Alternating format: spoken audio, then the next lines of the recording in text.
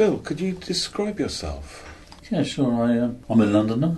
I worked in the financial markets for 20 odd years. Worked in London, Frankfurt and New York.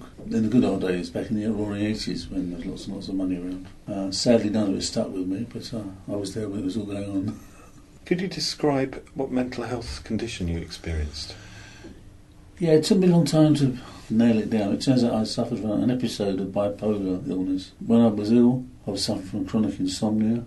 I wasn't sleeping, and it went on for weeks and weeks and weeks, and I was manic, so everything was confused and jumbled up. When did you start painting?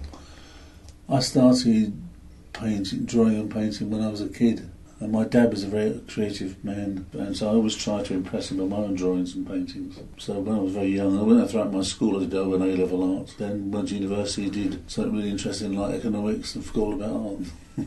Could you describe your artwork? Yeah, the first one is Joni Mitchell. Joni Mitchell, singer-songwriter. I've been a big fan of hers since the 1970s. I think some of her lyrics are just so powerful.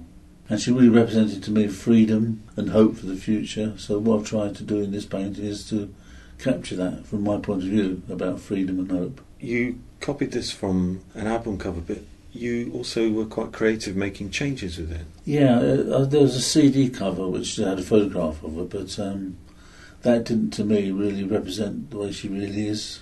So I just played around with my version of Joni Mitchell. And what changes, can you describe to the reader what changes you made in the painting? Yeah, well, her hair in the photograph was drawn back and made her face look even more structured and high cheekbone than normal.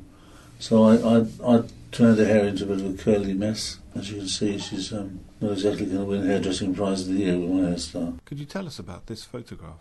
A park in Beckenham called Kelsey Park. There's quite a large lake there, and at the bottom of it there's a little waterfall that runs down into a stream. I like Kelsey Park as a place because I consider it to be my park because no one seems to know it's there. For me, it's all about this secret place that I've found. So it looks more like a cave than a waterfall flowing into a cave, and that's really what I was trying to capture, that concept of something tucked away, yet so ordinary, yet tucked away. Could you describe what it gave you making these? Well, the Joni Mitchell one was like rediscovering an old friend of mine. I was with a group of friends, and she was one of them was playing a Joni Mitchell CD that I hadn't heard for like 20 years.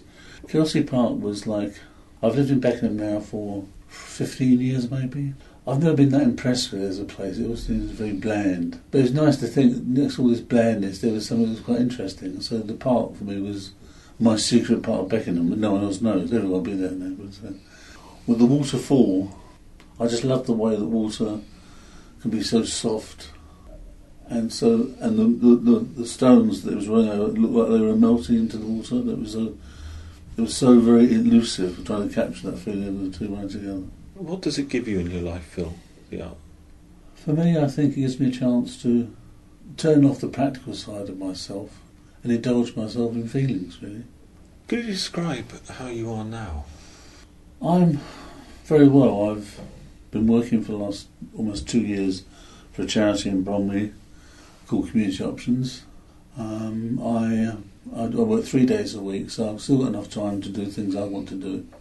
So most weeks I'm fairly busy every day, but I've only actually working 3 days a week. And yes, my health is good, I'm sleeping well, I enjoy my art. It's a very positive experience at the moment.